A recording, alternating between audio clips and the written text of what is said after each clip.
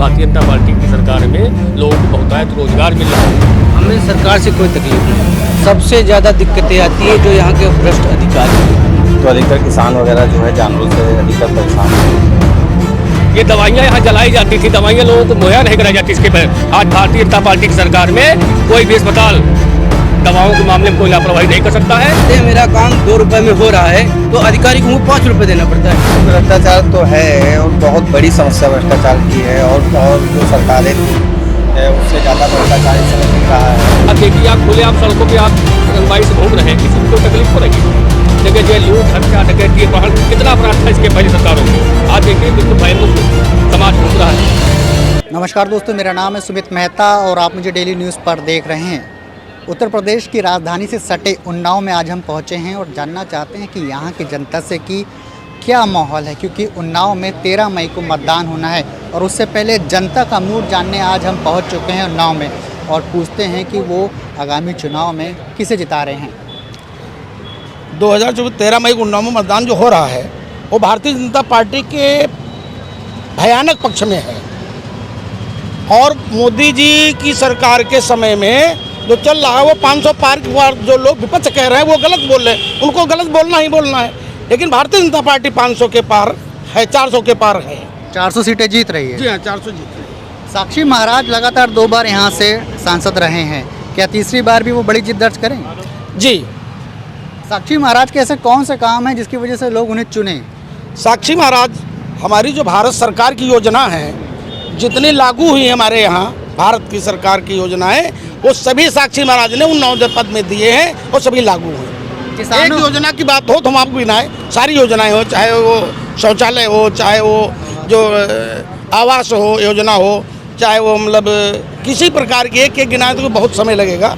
पूरी योजनाएं जो है साक्षी महाराज की योगदान से यहाँ। अच्छा, समाजवादी पार्टी के राष्ट्रीय अध्यक्ष अखिलेश यादव लगातार किसान की समस्या को उठाते हैं कि जो किसान हैं उनमें छुट्टा जानवर जो परेशानी कर रहे हैं कि खेतों में पहुंच जाते हैं, इस तरह की यहाँ पे घटनाएं सामने आती रहती होंगी। नहीं, तो विपक्ष का काम है ये बात करने का, लेकिन जानवर तो हमारी लोगों के हैं, वो कोई सरकार के तो नहीं है। और विपक्ष का काम है, अखिलेश यादव की जब सरकार थी तो उन्होंने कौन सा ऐसा काम किया है कि वो गिनाएंगे कि हमने ये काम जनता के पक्ष में किया? क्यों नहीं उनकी सरकार आ गई? वो क्यों चुनाव बार बार हार जाते हैं? उनकी सरकार क्यों नहीं केंद्र में आती या प्रदेश में नहीं आती? केंद्र तो बड़ी चीज़ है, तो उनका विपक्ष काम है मुद्दा उठाने का।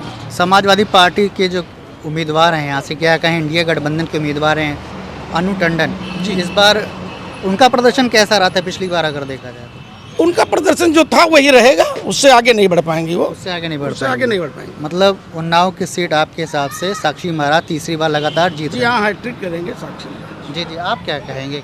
जी भाई साहब, कौन जीतेगा इस बार? भारतीय जनता पार्टी यहाँ भयंकर उसमें चल रही है और भारतीय जनता पार्टी ही यहाँ से चुनाव जीतेगी। कोई दूसरा कोई यहाँ विकल्प ही नहीं है। यहाँ जो 5 लाख पार का हम लोग लक्ष्य बनाए हुए हैं, 5 लाख पार हम लोग जा रहे हैं।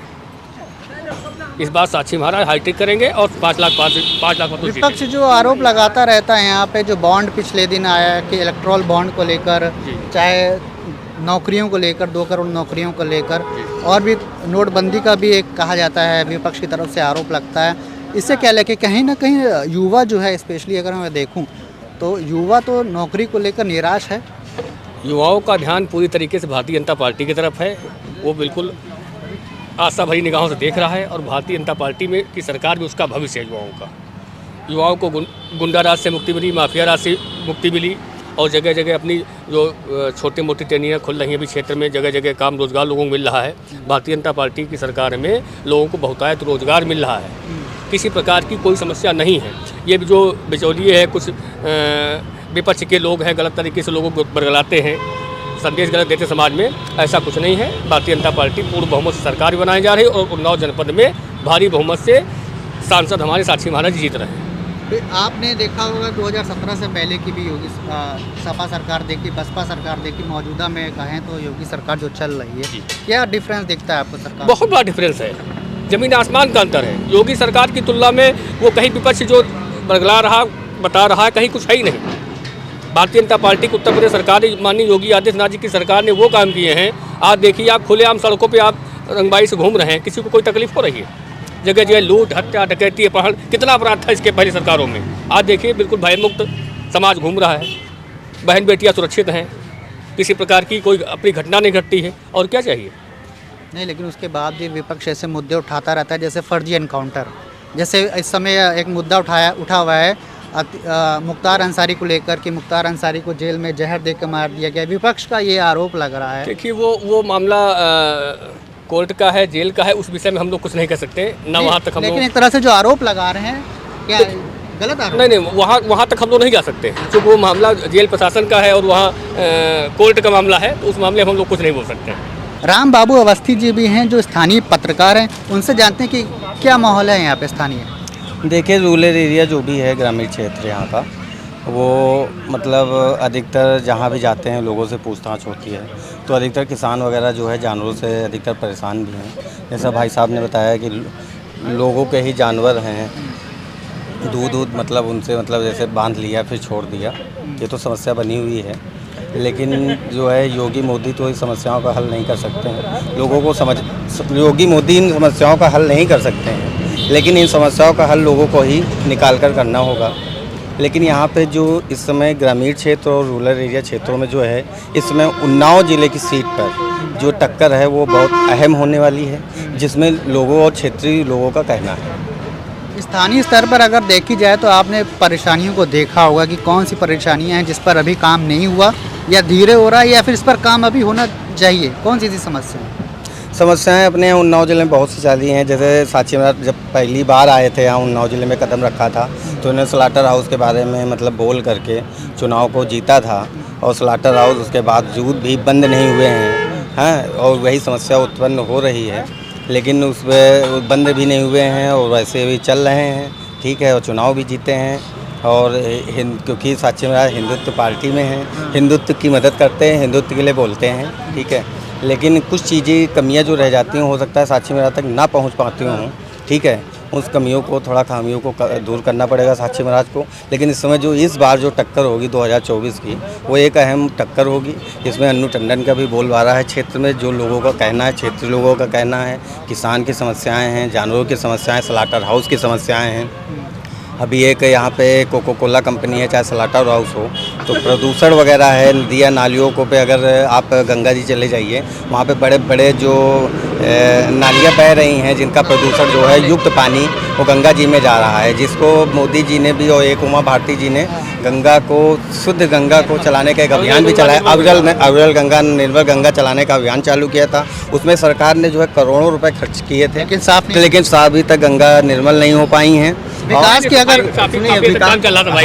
समझे, सफाई काफी तक हो चुकी है। हाँ, सफाई का काम युद्ध स्तर पर चल रहा है, ऐसा नहीं है। ये तो कह सकते हैं। आज के 10 साल पर तब की गंगा देखिए, आज की गंगा देखिए। आज अविरल निर्मल गंगा वास्तव दिखाई। जाइए आप बनारस घाट देखिए जाके क्या हाल है, जाइए कानपुर के चारों घाट क्या स्थिति बनी हुई है। आज गंगा वाकई में निर्मल हो चुकी है। अब ये धीमे धीमे उस पर काम चल रहा है, थोड़ा समय लगता है। लेकिन क्षेत्रीय लोगों का कहना है कि साक्षी महाराज के 10 साल पूरे हो गए, लगभग 1 दशक पूरा हो गया है। तो इस बार अगर जनता देखना चाहती है जीतेंगे तो इस बार क्या करेंगे, ये तो देखने वाली बात होगी। लेकिन पिछले जो मतलब पिछले अगर कोई कार्य देखा जाए तो कोई ज़्यादा विशेष सांसदों 10 साल में मानते हैं कि विकास हुआ है? 10 साल में उन्नाव जिले में अगर माना जाए, क्षेत्रीय और जनता का कहना है, जहाँ जहाँ हम भी जाते हैं, पूछते हैं लोगों से, यहाँ रोकेंगे नहीं। लोगों को आवास मिल रहे हैं, ठीक, आयुष्मान कार्ड मिल रहे हैं, किसानों को 2-2 हज़ार रुपये खाते में मिल रहा है, ठीक। आज जो राशन जो आपका कोटेदार होता था, यहाँ बिचौलिए भी रहते थे, आज वहाँ बिचौलिया नहीं, सीधे उनके खाते में आ रहा सब कुछ। गैस सब्सिडी उसके खाते में जा रही थी, गैस सिलेंडर उसको घर घर मिल रहे हैं। तो और सरकार में सारी सुविधाएं सरकारों की मिल रही हैं। अस्पताल में आपको लाइन नहीं लगानी पड़ी, आपका स्मार्ट कार्ड, आपका फ्री इलाज हो रहा है। नहीं, एक अस्पताल की अगर आपने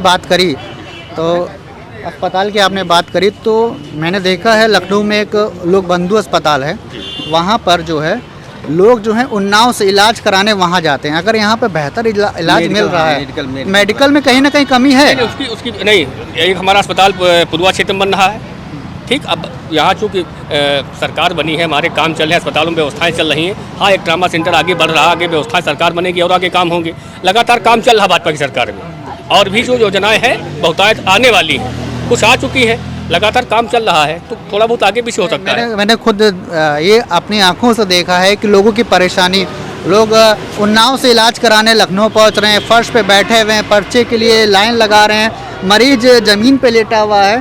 तो कहीं ना कहीं इलाज कराने अगर दूसरे जिले जा रहा है अगर मरीज, इसके पूर्ववर्ती सरकारों में जो स्थितियाँ थी आज उनसे बेहतर हम काम कर रहे हैं। नहीं 10 साल हो गए ना केंद्र में। आज जाइए अस्पताल में, आप सुबह 10 बजे पर 8 बजे बन जाता है, आपका तत्काल इलाज होता है। सारी व्यवस्थाएं आप उन्नाव चले जाइए, जितने भी हमारे CSC। इसके पहले क्या होता था, दवाएं जलाई जाती थी। ये पत्रकार महोदय हमारे साथी हैं, पूछ लीजिए आप इनसे। ये दवाइयाँ यहाँ जलाई जाती थी, दवाइयाँ लोगों को मुहैया नहीं कराई जाती। इसके पहले आज भारतीय जनता पार्टी की सरकार में कोई भी अस्पताल दवाओं के मामले में कोई लापरवाही नहीं कर सकता है। जन सुविधा केंद्र अस्पताल के अंदर खोले जा रहे हैं, सस्ती दवाएं उनको दी जा रही हैं। सारी व्यवस्थाएं भारतीय जनता पार्टी की सरकार लोगों को घर घर मुहैया करा रही है। आपने सरकारी अस्पताल से कभी दवा ली है? ली है, कई मिल जाती दवाई इलाज? हमें सरकार से कोई तकलीफ नहीं। सबसे ज़्यादा दिक्कतें आती हैं जो यहाँ के भ्रष्ट अधिकारी। हाँ, सबसे भ्रष्ट अधिकारी। सरकार का काम है, सरकार अपना काम करती रहती है, सबसे लापरवाही होती है अधिकारियों की। कहाँ आपने ये भ्रष्टाचार? चाहे जिस विभाग में आप चले जाइए, आप बिजली विभाग में चले जाइए, स्वास्थ्य विभाग में चले जाइए, किसी भी विभाग में चले जाइए, आप सबसे ज़्यादा जो है सबसे भ्रष्ट मिलेगा अधिकारी। आप 95% में 5% आप देख लेंगे कि 5% काम करने वाला उसको भी दबा देते लोग, और 95% काम करते ही नहीं। सबसे बड़ा मुद्दा है, अगर जो ये सही हो जाए तो हमसे के नंबर 1 पे देश चलेगा। भ्रष्टाचार देखिए आपके सामने बात आई कि अधिकारी बेलगाम हैं, और ये नहीं कह रहे हैं, विपक्ष के कई नेता भी ये आरोप लगा चुके हैं कि योगी सरकार में इतनी छूट दे दी जा चुकी है उनको, अधिकारियों को, कि अधिकारी बेलगाम हो चुके हैं, वो जनता की नहीं सुन रहे हैं। आपके सामने भी, आप तो जुड़े रहे हैं संघ से, बीजेपी से, आपके सामने इस तरह की समस्याएं नहीं आती? नहीं, आप इसके पहले जाइए, किसी भी ऑफिस पहुँचिए, आपको 10 बजे आज की तारीख में भारतीय जनता पार्टी की सरकार में माननीय योगी आदित्यनाथ जी मुख्यमंत्री की सरकार में अधिकारी अपने कार्यालय में 10 बजे उपस्थित हो जाता है। सबसे पहली बात नहीं, वो तो हो जाता है, लेकिन भ्रष्टाचार भैया हो जाता है, लेकिन अगर आप अपना काम सही कराने जाएंगे उसका भी पैसा देना पड़ता है आपको। क्यों देना पड़ता है? सही काम के लिए भी पैसा देना पड़ता है। भाई हम क्यों दे, हम अपना काम कराने जाते हैं। अगर जो मेरा काम बिना पैसे के हो रहा है तो हम दूसरी जगह क्यों जाएंगे? एक उचित फीस अगर किसी काम की लगती है उसकी रसीद दिखाई, काम होना चाहिए। अगर हम चाहते हैं मेरा काम 2 रुपए में हो रहा है तो अधिकारी को 5 रुपए देना पड़ता है सही काम के लिए। अब सोचिए आपको गलत काम करने के लिए कितना पैसा देता होगा। कोई कहीं भ्रष्टाचार नहीं है। ये देखिए विपक्ष का एक अपना वो है, वो किस तरीके से बहलाना, लोगों को बहकाना। आज की तारीख में भारतीय जनता पार्टी की सरकार में कहीं पर कोई भ्रष्टाचार नहीं है, और जो भ्रष्टाचारी है वो सब जेल में। आप भी यही मानते हैं? नहीं, हम बिल्कुल यही मानते हैं कि भ्रष्टाचार नहीं है। व्यक्तिगत किसी की हो सकती कोई समस्या हो गई हो, वो उसके लिए नहीं कर, लेकिन योगी सरकार के इस समय में 8-10 उनको जो है करीब 7 साल हो रहे हैं, भ्रष्टाचार तो समाप्त हो चुका है। व्यक्ति कोई भ्रष्टाचारी हो सकता है, व्यक्तिगत तौर पे कोई भ्रष्टाचार व्यक्ति हो सकता है कोई वो कर रहा हो, मैं नहीं बात कर रहा हूँ, लेकिन भारतीय जनता पार्टी की योगी की सरकार में कोई भ्रष्टाचार नामो निशान नहीं बचा है।